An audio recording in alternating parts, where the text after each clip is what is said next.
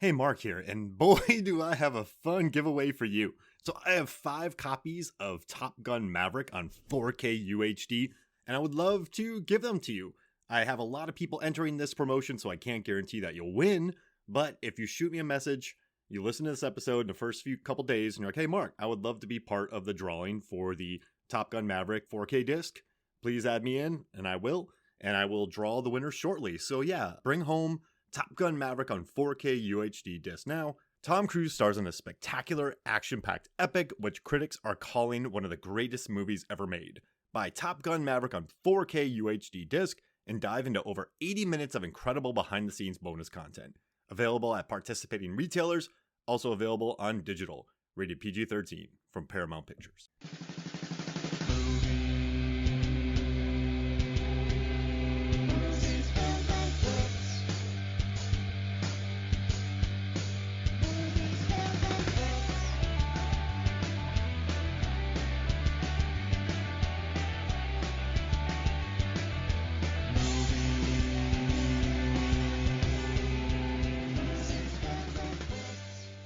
Hello and welcome to Movies, Films, and Flicks. I am Mark Hoffmeyer, and joining me is the man who, after watching Collateral in 2004, went out and bought a fleet of Mercedes-Benz and became the go-to luxury taxi cab owners in the Toronto area. Phil Briggs. What's going on? I can't believe that this is where we're starting, but honestly, I've got like 1,000 words, 3 pages of notes written for this movie. And the question that I highlighted that I wanted to ensure that I asked you was, doesn't Island Wheels kind of sound like a company that Tom Haverford from Parks and Recreation would start? Like, it's like a nightclub, but it's an island experience, but it's you're not going to want to get out when you get to the airport. Like, it honestly, I could only hear Aziz pitching this idea. And every limo has a DJ Roomba in it, keeping it clean. It's just got a retired NBA player in there, like, serving you champagne. Oh yeah, like like we're gonna have to throw you out. There's a bouncer who has to throw you out of there because you're not gonna want to leave because it's so great. Yeah. Is he just lighting money on fire? So in 2004, you walked out of that theater, and the greater Toronto area. I said outer Toronto area. And you were like, I'm going to take over. And I know you had to deal with the unions, the taxi cab unions, the Uber drivers and everything, but you have the premier taxi cab enterprise in the area. How's it going? Yeah, the premier taxi, we like to call it the taxi cab experience, right? It's not even an enterprise. It's an immersive experience. How's it going? Well, yeah, back in 2004, we didn't foresee Uber coming. So, we got disrupted pretty quickly. Our super high overhead cab experience business went down in flames pretty quick. $1,000 bottles of champagne in your limos. It was great for your customers for about 3 months, and then you went $7 million in debt. Yeah, as long as our customers didn't mind paying $15,000 for a ride to the airport, we were fine. Yeah, maybe booking Creed to play some of the shows in the limo was probably not the best idea. Yeah, booking Creed. Yeah, what a reference, Creed. Yeah. Well, 2004, right? So fair point. Yeah, you were getting who's 2000? Who's big in 2004? You had Ja Rule. I feel like is that the Nickelback heyday to a certain degree as My well? Chemical Romance. Yeah. Yeah, you had all the Blink-182. You lasted 3 months. Actually, I'm looking here. You went $32 million in debt. Yeah, the bankruptcy. Here we are, 18 years later. The bankruptcy proceedings are still going. I looked on Guinness World Records, and your company was the company to go with the quickest amount of debt, with like not taking over a major soccer team with just limos. Yeah. We were, and this is like well before like cryptocurrency, and that sort of thing. So I can only imagine if we tried to start this again now, it would have been that much worse. You bought private yachts just for like ferry rides. Yeah, if you needed to get to the airport, but you had to go across water, the cab would roll up and then just transition you right onto the yacht, right across the water. A seamless island experience the whole way through. A great trip on the Great Lakes. Yeah. So hey, we have a master list that we've been working our way through with these episodes, and we've covered some absolute, for lack of a better word, bangers. Like we've done Never Back Down, The Prestige, Fight Club, we've done Memento, we've done Limitless was Limitless. another good one. Yeah, Such a fun movie. it's like we've been covering some really excellent films, and you sent me a list, and Collateral was on the list. Like how did Collateral make the cut? So I would say like I'm a big Tom Cruise fan, and I think that is now less polarizing than it used to be because he's really made quite the comeback in the last number of years. But like I was riding with Tom through some of the dark times as well. The through couch jumping jumping and on yeah. Oprah's couch and and the Scientology and all of that. But the reality is that the guy, in my opinion, for like coming up on what's got to be like a 40-year career at Yep. this point, to do the amount of movies that this guy has done and to have the batting average that he has. If Tom Cruise is in a movie, I'm going to see it. I'm probably going to see it in theaters and I'm probably going to have a great time. And for me, and I want to get to this later because I have actually I really agonized over this in the lead up to talking with you today. I put together like what are my list of top 10 Tom Cruise movies, and not only is Collateral on that list, I mean, to me it might be his best performance. And so being a huge Tom Cruise fan, I love this movie so much. It was definitely one that I was excited to talk with you about. Yeah, so this was on the list, and I definitely went, ooh, Collateral. But it's been growing in esteem for me since 2018. So in 2018, I got tasked by Rotten Tomatoes to watch all the Tom Cruise movies and figure out how far he ran. And then last year, I got hired to watch all of his movies again for another video. And then they contacted me again in 2022 this year when they were like, hey, can you go through his entire filmography and do this? So I've watched his entire filmography 3 times since Holy smokes. 2018. And with each viewing, like I wish I could go back and pull all my social media posts because like with each viewing, Collateral has just gone up and up in my esteem. I remember watching it, watching it in 04 and I loved it. I owned it. I was like, this movie is awesome. But I watched it in 2018. I went, this is really good. And then I watched it in 2021 again and I went, wait, this is really good. And then I don't know what happened, but in 2022, my 4th time viewing it, I went, okay, this is amazing. Like no wonder people fawn all over this movie. I mean, people adore this film. Cinephiles adore this film, and for good reason. Like I'm all about praising this film because after watching it, I watch every single Tom Cruise movie in a row. So I watched his evolution as an actor, and this is easily top 5 Cruise. Mm-hmm. This is easily top 5. Now, bear in mind, there's 40 plus movies, and all of our lists can be different because we all come from different places. But I just think Collateral is next level. Tom, like this is Jerry Maguire. I think is his best performance by far. It's like the role where he showcases his cockiness, his like romantic side, his humor, his seriousness, his like ability to like freak out in front of people. He uses his manic energy well, but then like the guy just finds a lot of heart, and he's excellent in it. But then you watch Collateral, maybe Born on the 4th of July. I'm not going to not name all of his movies right now, but he is like, we were watching this. I was watching this with Megan. I showed my wife Megan this for the first time, and she's like, this movie's really good. And she was telling all of her friends who love it. So I guess Megan, not during the movie, but afterwards, she was updating all her friends about how Collateral, because they all love it too. But just the way Cruise walks in this movie, he's like a jaguar. He's like a powder keg. It's such a cool performance. He's the coyote like that's walking across the road, right. later in the film, and I think for me, like, so I agree, like Jerry Maguire definitely up there. Probably, yeah. The thing that I like about this performance, in comparison to say like a Jerry Maguire, is we know that Tom Cruise is a manic, charismatic, like just jumps off the screen personality. And in this film, there's flashes of that, but he is so cold and calculating and under control, and there's so much going on sort of like internally in his mind. He's not like jumping off the screen and jumping on Oprah's couch or really jumping off of anything.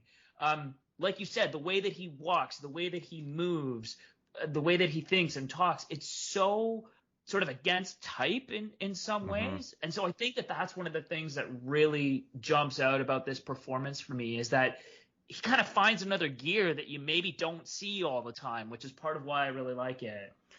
That's a great point. I mean, you watch his movies, and you know what's nice about Collateral is sometimes A-list actors feel the need to play the villain.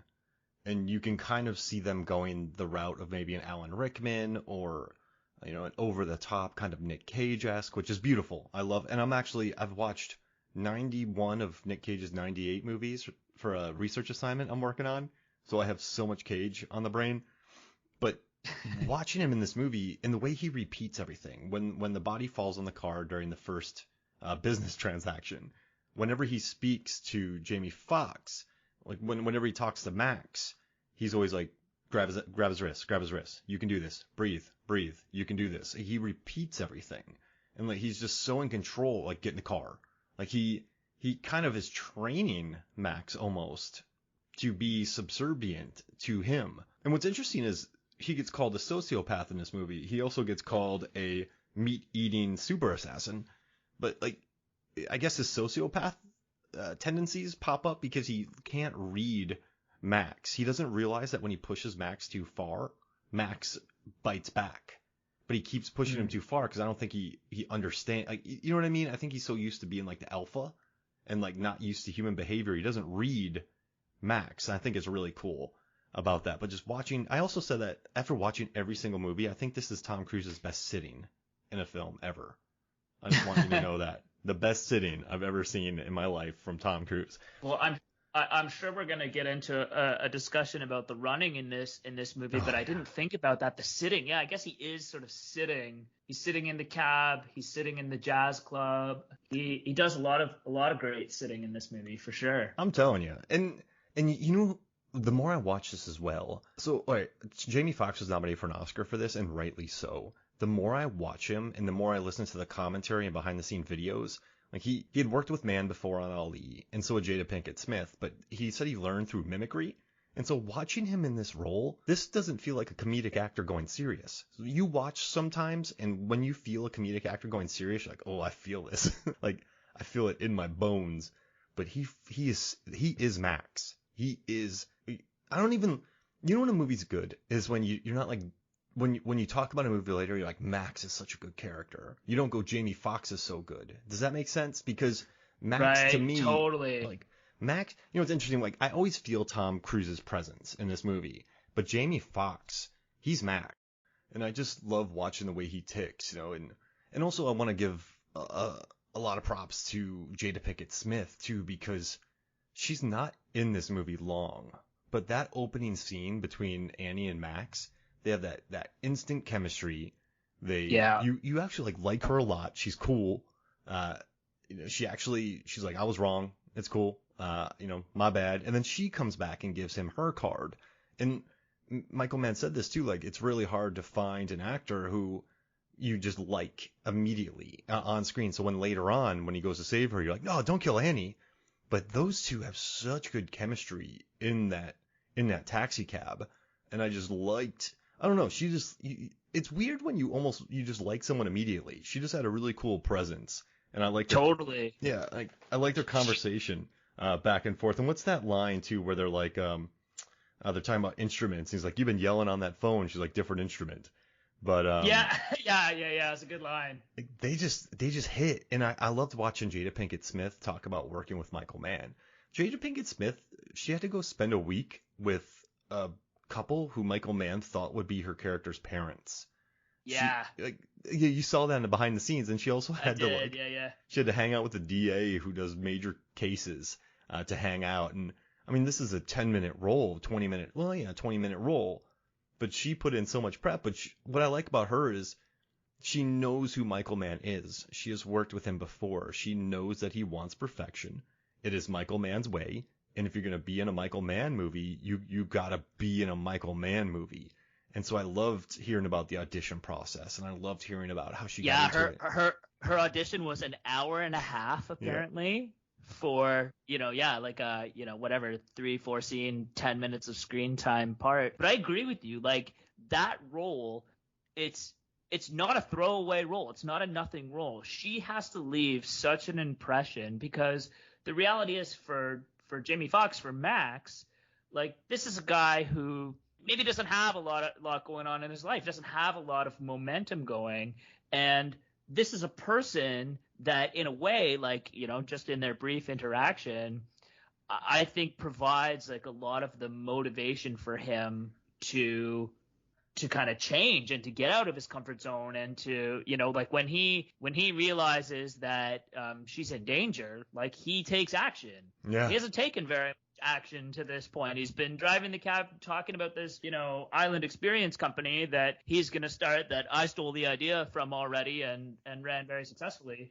For 3 months.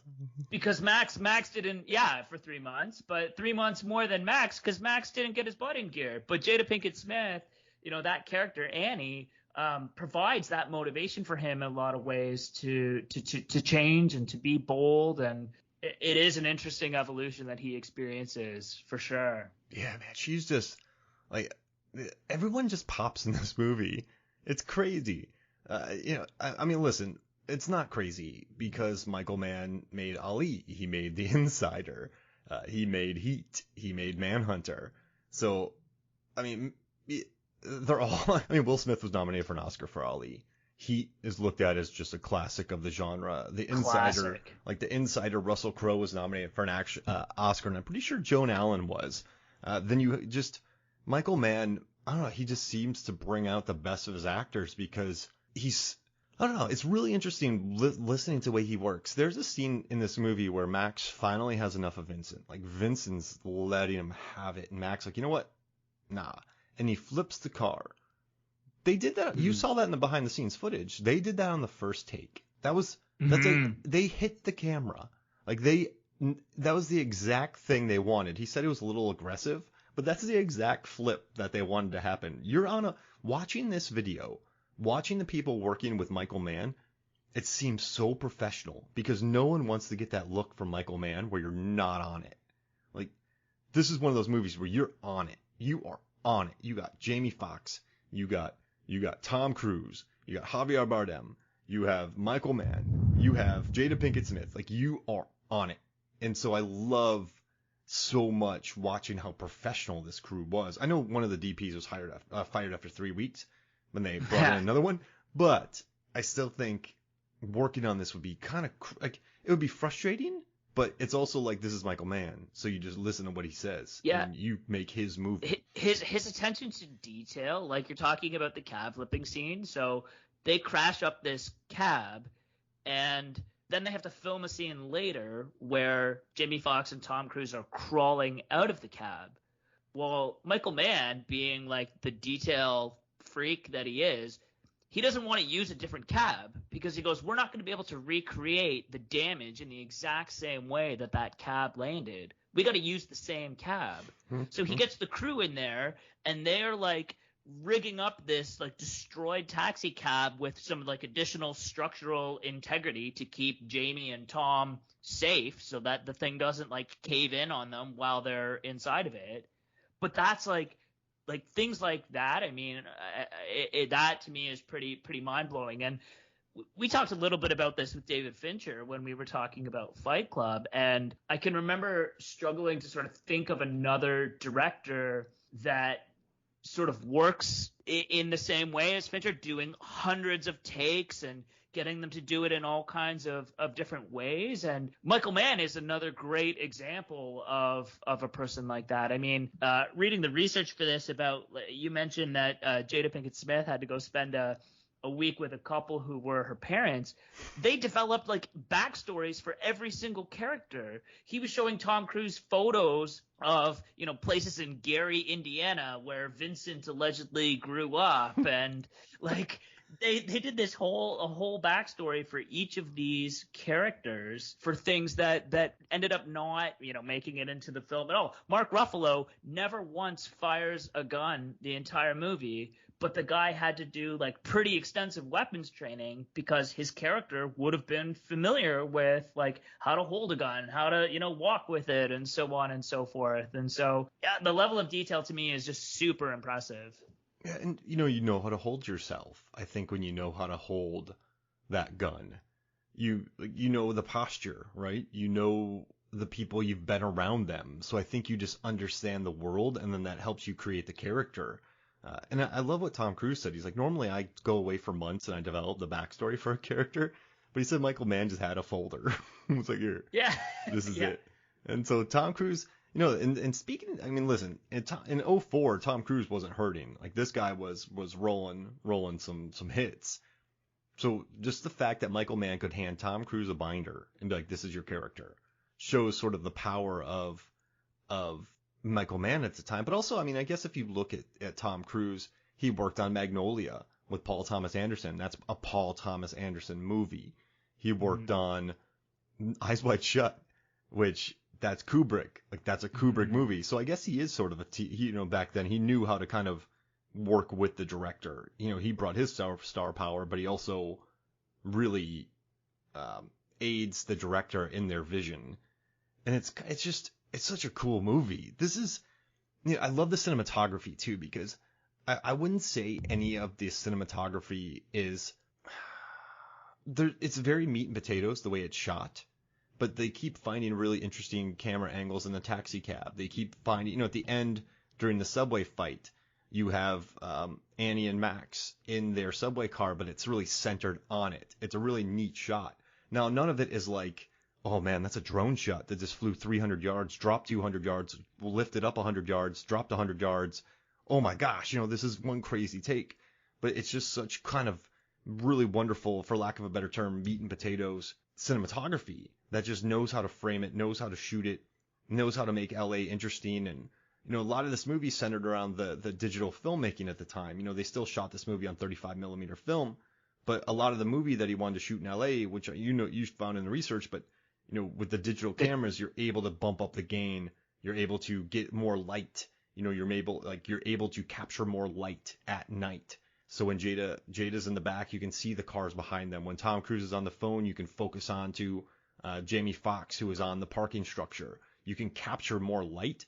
And I like that grainy style of the digital, because it doesn't feel like a gimmick. Because in 2004, man, like we had like Session 9, the George Lucas movies, the Star Wars movies. Yeah, those are small, the George Lucas movies. But yeah, digital, right? Digital it was there, but it wasn't there yet. So this was a big deal in 2004, watching this and watching the way that he used the digital cameras. But I love that what Michael Mann does is it's not a gimmick. He uses those digital cameras to capture more light, so he can bump up the gain to get a better field of vision that film would not get without a lot of lighting. Like, he wanted LA to feel alone and kind of like a jungle and like the city. And so I really dug how he went with film and digital, but they feel great. They both work well together. Yeah, it was one of the biggest pieces in the research that was mentioned a lot, was just that this was a really sort of revolutionary thing at the time. And it's interesting because, again, I think part of what makes this movie so good is that it is timeless. It doesn't necessarily feel like it's tied to 2004. Yeah. But I agree with you. Like, I think it looks really cool. The color is really, really interesting. Originally, the script called for this story to happen in New York, and Michael Mann was like, no. I guess he really loves LA and kind of wanted to feature LA pretty heavily. And again, in the behind the scenes, and we've mentioned this a couple times, there's an amazing 40-minute documentary on YouTube behind the scenes, the making of this movie, that everybody should check out. And just some of the insights from it, Michael Mann was taking the actors to places in the city that they'd never been before. Jamie Foxx at one point said, like, oh, you want to film a scene in the ghetto? Like, I'll show you where the ghetto was. And even for him, some of the places that Michael Mann took him, he said were pretty rough. And were places that he'd never been before. So definitely the LA the LA setting kind of plays a prominent role, and it's interesting because it kind of ties into to the character. Like one thing that I was trying to figure out with Vincent, is he says when he shows up in LA, like, oh, like, when I'm here, I can't wait to get out of here. Like nobody knows each other. He tells that story about the guy dying on the train and nobody noticing. And I think that's it's sort of an interesting wrinkle in some ways to a like a non-feeling sociopathic hitman, that he finds the big city too disconnected. He doesn't like that people don't know each other. He's a hitman who values community. He wants to live in a small town where everybody knows your name, I guess. And he can just control everybody there. Yeah, is that what it is? No. There's less research. You don't have to drive around and scout so many locations. Yeah. Really inconvenient to be a hitman in a city of 17 million people. L.A., like, give me Dayton. But yeah, what's interesting too is I was reading that he kind of drops that speech on Max because he wants to see Max's reaction to it. So you have this guy who clearly lives in L.A. and this dude's just dropping bombs on L.A. So he wanted to see how assertive Max was. And then Max is kind of like, that's cool, man, whatever. It's all good. Like, where are we going? So he's like, Mann said that he's purposely trying to like poke and prod at Max to see, hey, maybe I might need another cab driver. Maybe this guy's not for me. And then eventually he kind of learns that he can control him, like with this $600. And he's like, no, you're taking this fee. He's like, yeah, you do. He's like, remember? He's like, I don't know. He goes, yeah, you do. And Max goes, okay. And I think at that moment, Vincent's like, I got this dude. But what's great too is we've talked about, I love, we've kind of had movies that we've covered with duels. If you think about it, Never Back Down, the duel. We have Fight Club, the duel, The Prestige. The duel. Man, the two-man rivalry. Yeah. You have like the two narratives meeting in Memento, which is a bit of a stretch, but even Limitless with Bradley Cooper's former self and then drug self going together. Sure. And what I love about this movie is, you have Max, who is this guy who, he takes a nice shift because it's not as stressful, right? He gets better tips. It's chiller. No one bothers him. He doesn't have to deal with all the LA traffic. So he's doesn't want that conflict. He's kind of squirreling himself away from the world at night. Then you have Vincent, who's like the ultimate meat-eating super assassin. But they both go, like, one goes forward, one goes backwards. I mean, that opening kill for Vincent goes wrong, and the rest of the night just unravels him. You can slowly see Vincent like wrinkling a little. You know what I mean? Like, you can see his facade dropping. And then totally. But then you can see Max becoming stronger throughout the night. And then they both sort of flip in another like they both sort of through the night. It reminds me, and I'm sorry to jump in, but it just because you were mentioning the movies that we've covered before and how this theme sort of comes up, in some ways it kind of reminds me of Fight Club a little bit. Yeah. Where like Vincent is Tyler Durden. He's like the nihilistic guy, the total sociopath. In some ways he's like pushing Max's buttons and maybe misreading Max a little bit, but like at different points throughout the story, like he tries to push Max to call Annie, or he tries to push Max to stand up to his boss.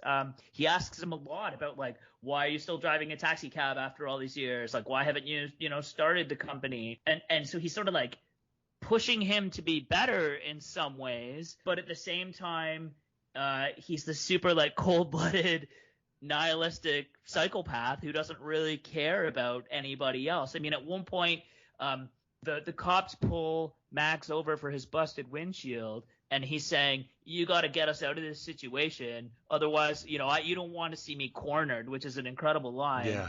And he starts talking about how, like, well, the cops, one of them, they probably have families, and, the one guy's probably married with a pregnant wife, and he's, like, really pushing Max's buttons in a way that, like, Tyler Durden is pushing the narrator in Fight Club. Like, it's such a crazy parallel there. Man, like, you killed a guy. Have you ever heard of Rwanda? Yeah. He is such a manipulator. He's like, we just got to go with the flow. We got to improvise. And I love how Max uses that later with Javier Bardem, which is incredible. But yeah, he does. Yeah. He's just, what's interesting about Max too is, or Vincent, very rarely does he say anything genuine. he talks about LA being terrible. He talks about being the id. He talks about just he doesn't really contribute much to the conversation. He's more about his speeches. He's more about his efficiency, his threats. It's just interesting watching Vincent because he's such like a bloviator, and then to watch him unravel throughout the course of the night because of Max, who he has misread and continues to misread, is a really cool idea. And it's never, in Michael Mann style, what I like is it's never so obvious. Like, it's never, Max doesn't have to sit there and find his inner strength. He doesn't have time for that. He goes on the run because he has to. And so it's just fun watching this cat and mouse game between two actors who, I mean, Jamie Foxx won his Oscar that year for Ray. So it's just fun watching these two go back and forth. And, one is misreading the other one. And then eventually Max is just so tired of Vincent's BS that he just flips the car. He's like, I am so tired of you. It is very Fight Club. I think he figures out that, like in a very Fight Club-esque way, that Vincent doesn't have as much control over him as he maybe initially thought, right? Yeah. That, like you're saying, at the very beginning, Vincent's kind of testing him to see, okay, how much of a pushover is this guy, and how much can I kind of be the alpha and dominate him? And Max comes to figure out, like, yeah, I have some agency in this situation, and I can assert some control over what happens here as well. Remember, you have to put a gun to his head. And the two times he really acts are when he takes the briefcase and throws it off of the overpass, which features a great Tom Cruise running scene. But he throws it off the overpass, but it's because his mom, played by Irma P. Hall, and Tom Cruise are just really treating him poorly, and so he, I think, finally has enough of it, so he takes the bag, and then he flips the car when Tom Cruise is like, I'm gonna kill all these people, I'm gonna go back and kill your mom. That's where Vincent fails. He doesn't read that you corner Max as well, and Max reacts, if that makes sense. You just need to corner him. He's a guy who's put himself where he can't be cornered, I guess, Jamie Foxx, Max's character. So when he finally is pushed, that's when he acts. So it's pretty cool watching that both these guys are like, hey, don't trap me. Like, one guy never says it, but when he gets trapped, he acts. And another guy's like, don't do this to me. But when Vincent sort of gets trapped, when things start spiraling, he becomes less cool. It's an interesting dynamic, and it's a really interesting way to look at kind of humans. And you have this facade of control, but when you lose control, how do you even, can you even keep it? How do you keep yourself together? So no, that's why this movie's so good, man. It looks so good. I just said man. It looks so good, man. Man, yeah. Yeah. Man. Yeah, it's just wonderful. It's just layered. And Mark Ruffalo, one question for you. So there's a scene where Mark Ruffalo talks about this cabbie who killed 3 people in one night in Oakland and then died, was killed, popped himself. Are they saying that was Vincent? I think that's the idea. And it is kind of funny that Mark Ruffalo basically solves the case like in about 30 seconds. Like, he immediately is like, oh, there's a cab involved. This reminds me of this other thing that happened. I think that is the idea. I think that was Vincent. There's a part where the cab is parked. I guess it's when Jamie Foxx goes in to see Javier Bardem. Yeah, because Tom Cruise is waiting. Vincent's waiting in the cab, and Mark Ruffalo asks, is there somebody else in that cab? And they're trying to, zoom in with the cameras. He immediately knows what's going on. Yeah, and then he gets shot. And then he gets shot. He's the only guy that believed poor Max. Does that maybe, I have a question though. Is that kind of the only inorganic feeling moment? Like, oh, there's another cabbie in Oakland who got killed 3 people, then was murdered. Like, is that a little too convenient? That felt like the one convenient thing. Like, oh, hey guys, guess what? This also happened here. Yeah, if we were gonna like nitpick the plot a little bit, that would be one for sure. I mean, I guess the fact that Felix believes that Max, who's impersonating Vincent, actually is Vincent. Maybe it's just because up until that point there is such a contrast to the characters, the way they behave, even the way they dress. Like Max is going in there with his hoodie, and kind of like looks like a bit of a schlub compared to Vincent, who's got the impeccable suit, the impeccable silver hair. And again, just the way he like moves and talks, everything we've said about the efficiency. But I guess if Felix has no idea, he doesn't know what Vincent looks like, maybe that would have been convincing. But that's maybe a little bit of suspension of disbelief. But really, those two things don't take away from the story at all, in my opinion. Here's the problem when you have a very, very good movie. It's when there's a couple inorganic things, you notice them. So I love the movie Moonfall that came out this year with Patrick Wilson, directed by Roland Emmerich. It's insane. There's about 4,000 dumb things that happen in it. It's all green screen. It never feels real, but I love every second of it. But I can forgive so much of it because it's just such a silly movie. But when you have such a serious good movie that is made, you're kind of like, wait, that scene would be great in another movie, but it doesn't feel totally organic here. So I guess that's the curse of having, like, it's like going on a run where you shoot, you're a basketball player, Phil, quick draw, Briggs, you play for the Toronto Raptors, and you drill 23 pointers in a row, then you miss the 21st, people are going to be like, ugh, like he's not that good. So they kind of forget about the 23 pointers, if that makes sense, in a row. Yeah. Yeah. I think like the magic of this movie are those scenes where it's Tom Cruise and Jamie Foxx in the cab, kind of bantering back and forth. And that's really like that's what's memorable about this. That's what brings us back and makes us want to talk about this movie, so many years later. It's interesting that like the actual story and how things come to be resolved in the end, like it's not necessarily super important. It's not what makes this movie great. There's no crazy twist at the end that we're talking about. We're talking about their interactions in the cab. We're talking about the evolution of the characters and again like the sort of the deep psychology that's going on. That's what makes this movie great. And Absolutely. so I can forgive a couple of story, like I guess things that happen in this story to kind of push things along. And you and I both love Nolan. We've done The Prestige, we've done Memento, but we also love Top Gun Maverick, which for me, Top Gun Maverick, another Tom Cruise movie.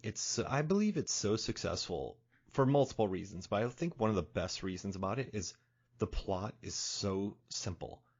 Tom Cruise comes back to train at Top Gun. Yes, Goose is there. Yes, Jennifer Connelly's there. But they're like, we got to go blow up this base. So we have to practice to blow up this base. This is how we do the trial run for this base. Now we're going to go blow up the base.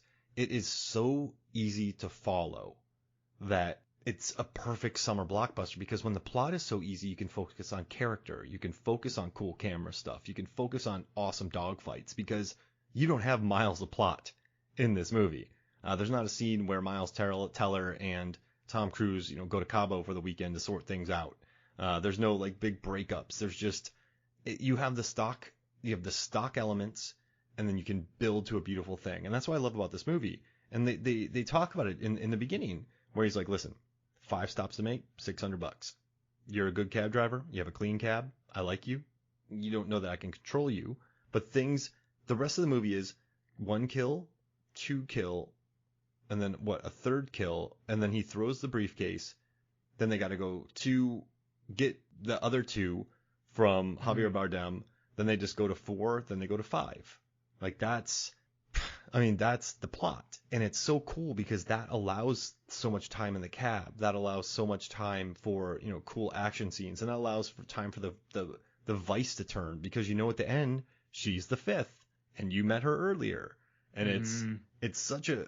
I love when when movies don't have to add so many subplots and they can just focus on the storytelling, the characters, and the action because the plot is quite straightforward. That's when I love a movie. Like, look at Jaws, dude. Like, 3 dudes go out on a boat to kill a shark. Yep.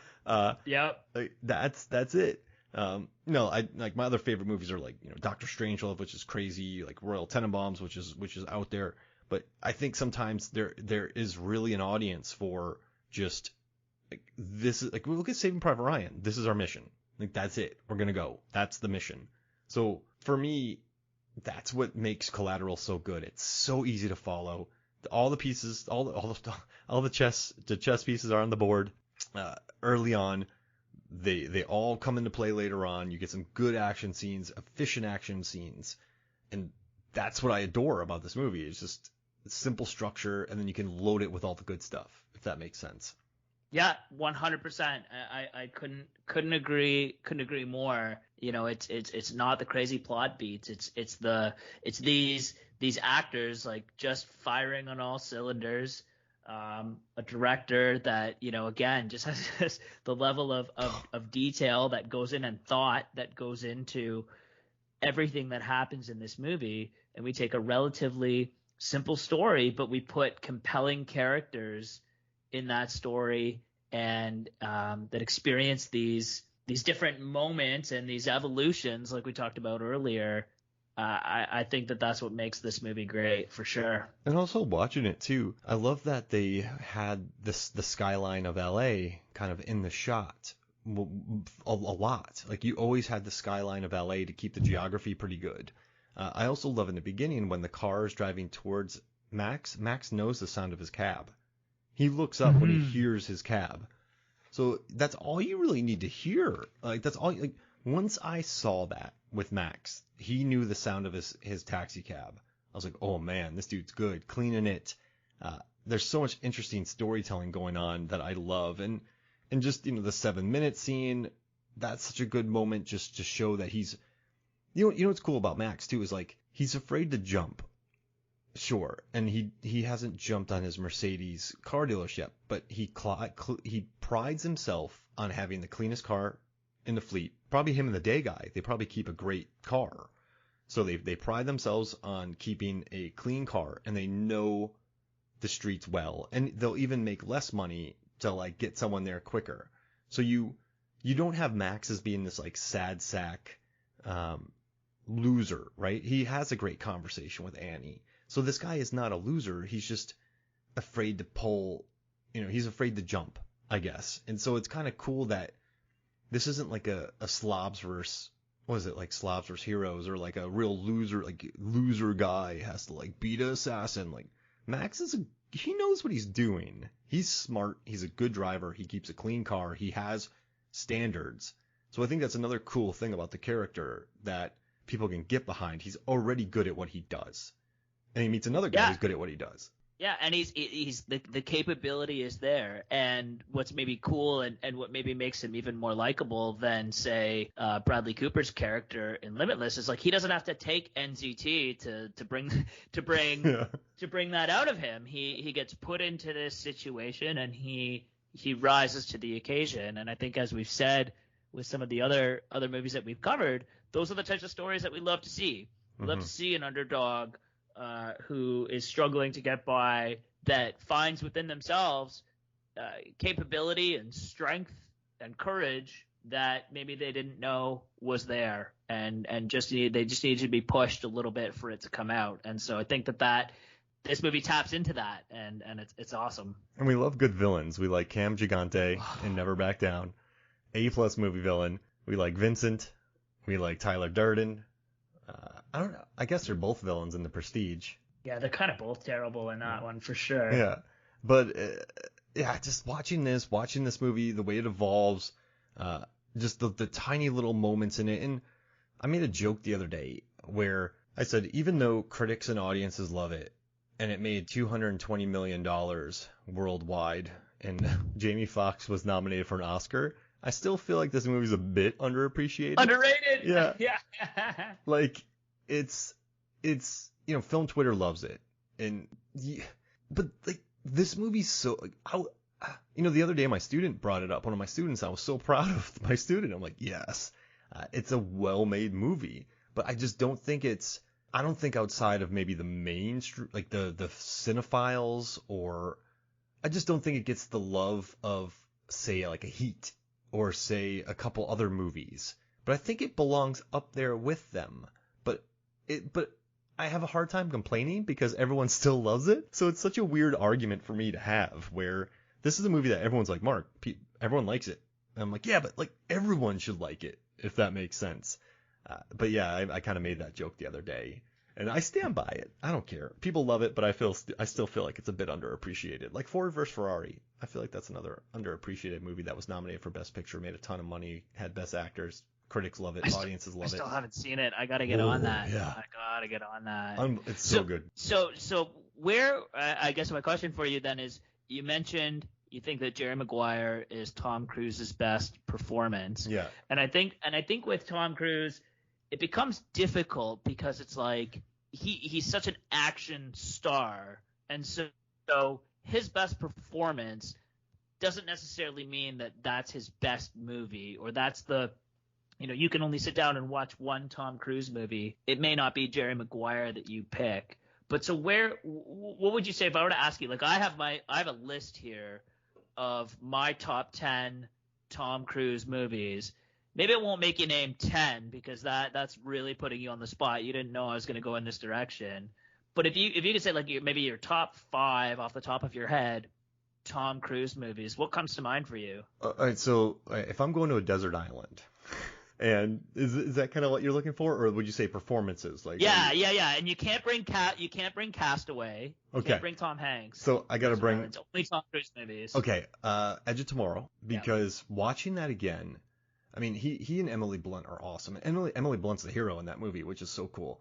But the first 15 minutes where Tom Cruise is so slimy in it, he is slimy, and they make him just seem so little, and he's so good in it. I don't think people realize how good he is in the first 15 minutes of that movie, even though that movie's a success and it made a ton of money and critics love it. He actually retweeted my review of that, and I've said that on the show many times, so it's pretty awesome. Tom Cruise. Mm-hmm. And I'm not saying it because of that. So Edge of Tomorrow, 5 movies. Let's say Collateral. I don't care. It's so good. Can I just say my favorite performances? Because the Desert Island one opens up like such a different... Yeah, man. Okay. Take it wherever you want. Okay. I do think Eyes Wide Shut features his best walking in any movie. Just to give you a heads up on that. All right, so I'm going to say... I'm just going to go with Jerry Maguire. I'm going to go with Born on the 4th of July. Collateral. So I got 3. A lot of people are mad that I didn't say all the right moves, but I'm not really... The Color Money, people are really into that. Let's see. Good. Few Good Men, he's really good. The Firm, he's really good. But like in A Few Good Men, he just has so many people that are around him that are strong. I'm gonna say, oh geez, Louise, this is really tough. So I have 3. It's interesting too. It's interesting too. Can I just comment as you think through this? You have not gone to the Mission Impossible well at all. No. I would, if I did, I would say the first one, but I'm gonna say my 5th one is Top Gun Maverick. Yeah. Because he learned in that movie. Like he's hurt. Like he's not the cool dude. Like he keeps getting fired, and Val Kilmer keeps helping him. It's so all right. I'm gonna say Top Gun Maverick, Edge of Tomorrow, Collateral, Jerry Maguire, Born on the 4th of July. And after watching all of his movies 3 times since 2018, I'm gonna say those are my 5 favorite performances. Yeah. No, I love that. That's a solid list. Can you humor me for 1 second though? I want to do Desert Island movies. Yeah. All right, so I'm gonna say Edge of Tomorrow. I'm gonna go Oblivion, and then let's see. I like the Mission Impossible movies. I take Tropic Thunder, just for the humor of it. I would take. Oh man, there's so many good ones. Legend, but he's not really the business in that. All right, so I got 3. Nah. Not Cocktail. I'm on a desert island. I want to like enjoy my life. I don't want to be depressed. Like I love Magnolia and Eyes Wide Shut, but no thanks. I'll take. Okay. Oh man, what Mission Impossible? I'll do. You know what? Screw it. Mission Impossible 3. Mm-hmm. And then my 5th one. Let's do Top Gun. The first one. Maverick. Yeah. All right, those are my 5 for a desert island. I love it. It's a solid list. I think for me, so I I'm not even sure if this is Desert Island or his best performances. It's, you know what? This is my top 10 Tom Cruise movies based on, I'm not even 100% sure what criteria. I guess just if I think what are my favorite Tom Cruise movies, this is the list that comes to mind. And so for me, I think you said Edge of Tomorrow was the one that you brought up first, and I think that's my favorite Tom Cruise movie. It is just so good. So good. So good. Yeah. And like you said about like the evolution of a character over a 2-hour stretch as well. Like he goes from slimy to pretty awesome by the end. Yeah. And Awesome. I love it for that. And I also just love Groundhog Day, and I'm totally fine with them taking that that bit. It's fantastic. Oh, perfection. Yeah. So I'm gonna go Edge of Tomorrow. I'm gonna put Collateral at number 2. Jerry Maguire number 3, and for me, Top Gun Maverick is number 4. Oh, I loved that movie so much. Do we have 4 movies that are in the top together? I think so. Our lists are pretty close. So. A little out of order, yeah. But statistically, this is pretty crazy. I like it. Well, we're going to get into some more statistics in a second because not only did I put together this list, I also then looked at your article from 2018 about Tom Cruise's running and your hypothesis that, or not even hypothesis, your very well-researched, data-driven analysis that audiences prefer Tom Cruise movies where he is running running further distances. And so I put together my list and then also looked at each of the different categories of Tom Cruise running distances to see where my movies fell. So I want to share that with you for a second. But again, Edge of Tomorrow, Collateral, Jerry Maguire, Top Gun Maverick. For me, number 5 is The Last Samurai. Yeah. I love that movie. Yeah. Hans Zimmer, like some great music, just some great wooden sword fighting scenes in the rain. The choreography is excellent, and it was cool. Ken Watanabe actually stuck up for it because people were making fun of the movie for being the white savior, I guess, subplot. Which sure, but you know what's interesting? Ken Watanabe didn't argue against that, but he did say that movie opened up so many doors for us because it just showed us as it didn't just show us as stereotypical. It showed our world. And it opened up a lot of opportunities for Ken Watanabe. So he actually really appreciates the movie. But watching it again for my research, it's like sumptuously filmed, man. It looks beautiful, right? The sword fights are gorgeous. Yeah. Yeah, it's a ton of fun, that movie for sure. Number 6 is Rain Man. Yeah, so right, classic. That could be number 7, you didn't mention this, but I'm going to put Minority Report as number 7. I love Minority Report.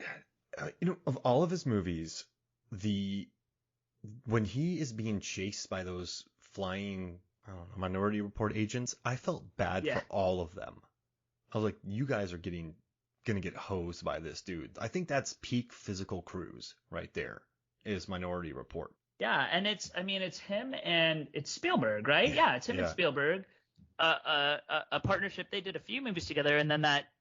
I guess dissolved kind of after War of the Worlds. Was that the last one they did together? I think so. They had a good run, and then they just kind of went and did their own thing. And hey, our boy Neil McDonough from Walking Tall, that episode is in Minority Report too. Yes, that's right. That's right, Neil. Neil's the best. And then at number 8, I've got Top Gun. So both Top Gun movies are in my top 10. Just felt right. Yeah. Number 9, A Few Good Men. You are right. He is surrounded by other actors that are also delivering absolutely stellar performances in that movie. But I don't know. I love Aaron Sorkin. I love great snappy dialogue. And he's just like such a sarcastic jerk in that movie. So I don't know. It's like I like a little bit of variety, I guess, in the Tom Cruise performances. So no, absolutely. I mean, so much dialogue. I mean, he carries that. That was a big turning point for him too, man. Like that. I feel weird not putting it in, but I'm letting my heart speak for me, Yeah, for sure. And then my last one, I guess I felt like I had to have a Mission Impossible movie in there. Maybe this is another podcast for another day as to which out of the franchise is the best one. I think it's either the first one or the third one. I kind of went back and forth and then just put the first one on there. Again, some great running in the first one. Beautiful. Runs away from the exploding fish tanks.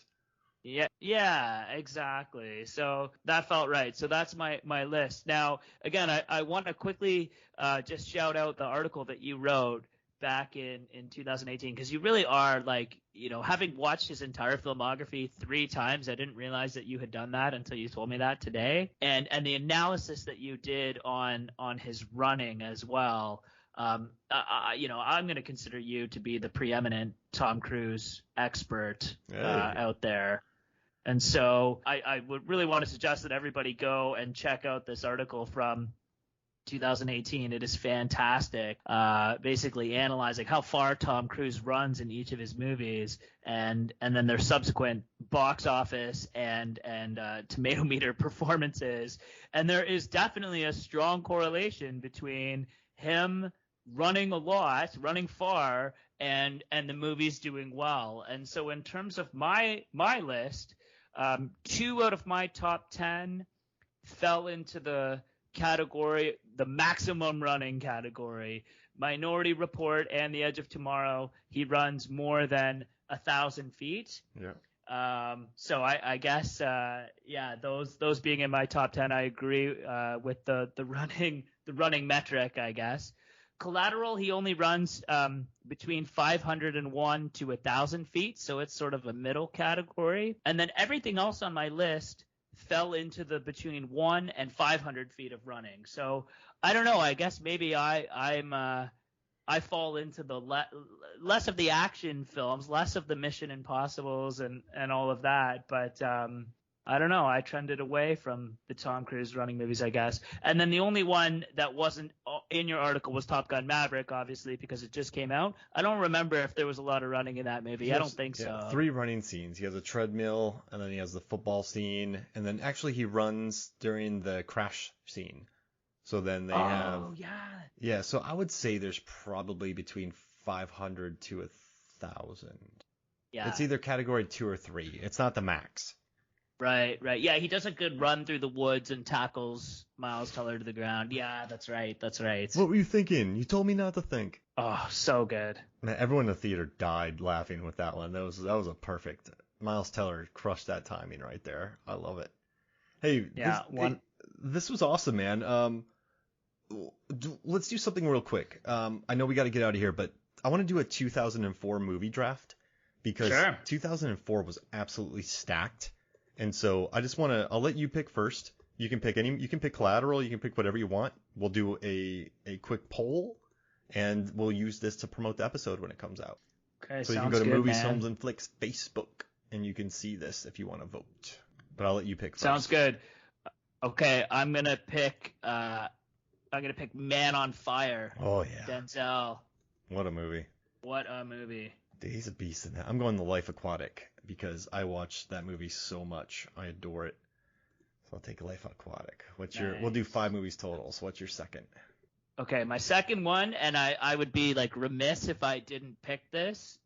Shout out to Adam Hodgins and our previous episode. Give me Walking Tall. Oh, Walking Tall. All right, so since you went fun. I like that. I'm gonna go for. You know what? I'll take. You know what? I don't care. I'll do Blade Trinity. Oh, I like Blade Trinity. Yeah, underrated. Yeah, it's fun. All right, so I'm gonna take Blade Trinity. Okay, that's a good one. For my next one, I am going to go with Layer Cake. Oh, such a good movie, bro. So good, so good. Oh man, I rewatched it with my wife, who had never seen it within the past year, and she also thought that it was excellent. It's like Daniel Craig just pre-Bond movies, and I think actually it was his performance that caught somebody's eye and sort of led to him becoming Bond. It's so good. Oh, I love that movie. And the soundtrack. Yeah. Oh man. Yeah. I'm gonna do Metallica, Some Kind of Monster. It's a documentary. Oh. But I actually really like Saint Anger, and I really like how open everyone was in this documentary. Like, I have never seen a documentary where probably one of the most famous bands in the world are so open, like almost comically open. I mean, they're doubting themselves, and I just think it's wonderful. So I'm gonna take that. I will second that. I own Some Kind of Monster on DVD. Metallica are one of my favorite bands of all time, and to see the behind the scenes of them going through what they went through and the struggles, and their original bass player died, and like they've the James Hetfield, their lead singer, guitar player, goes to rehab during the making of that documentary. So this band has been through a lot, and it's incredible to watch them navigate that. But in addition to that, it's incredible to watch the way that they write songs, like the way that they Kirk Hammett will just send an hour-long recording of him playing guitar, and they'll pull 30 seconds out of it and say, that's our riff right there, or that's our hook. It's unbelievable. What a doc. What a doc. All right, cool. What's your fourth? That's a great pick. What's your fourth? For my fourth, I am going to pick another so many good movies in 2004. I know, right? I'm going to pick Garden State. Oh, yeah. Another great soundtrack, great Natalie Portman performance, just a fun, kind of quirky movie that upon rewatch kind of feels a little bit more tied to 2004, not quite as timeless as Collateral by any stretch of the imagination, but still a super fun movie. You know what was nice about Garden State is, while I don't think you and I we're nothing like Zach Braff's character. I'm sorry if I'm speaking for you, but I was like nothing like him. But I still like that there's this like an emotional dude in movies, because there wasn't much of that in 04. I'm super emo, man, so I never got movies like that. And so it was fun watching, just seeing a different type of dude, different type of Natalie Portman on there. Does that make sense? Like, it sort of connected with me because totally. It's so different. It really is about a guy dealing with his feelings, and yeah, right. Not like punching or spin kicking anybody in the face, I guess. But it's cool. It's a good movie, and yeah, like I said, some really great music in that movie too. All right, I'm gonna take. I'm gonna do Mindhunters because I covered it on Deep Blue Sea, the podcast, and it's on MFF, and it's insane. It's Rennie Harlan. It's bonkers. So I'm gonna take Mindhunters. Nice, it's a good pick. Like Rennie as well. Shouts to our 12 rounds episode. Oh yeah, 12 rounds. That was my first time ever on MFF was 12 rounds. That was a lot of fun. I made you do a lot of wrestling episodes there for a while. Hey man, I'm down to do all the WWE movies, and I'm sure Adam is too. We can have lots of fun with those. Don't tempt me. For my last pick, 100%. 100%. We'll watch them 3 times and analyze all the running. See if anybody runs as far as Tom. I can't watch John Cena run again, man. His running. Yeah, his running was not great. Running through the alleyways in 12 rounds was pretty rough for John, for sure. All right, what do you got? Who's your fifth? My last one, I think, again, if you think about 2004 movies and kind of classic movies that came out of that year, I think you got to pick Mean Girls. Yeah. It's kind of lived on in a timeless way as well, so I'll pick that. I broke down Mean Girls, and I figured out who was the meanest per minute. Like, who I averaged out I figured out all their screen time, how mean they were, and who was the meanest on like average based on their screen time. And it's Regina and it's Janice, almost tied. Oh man, that's incredible.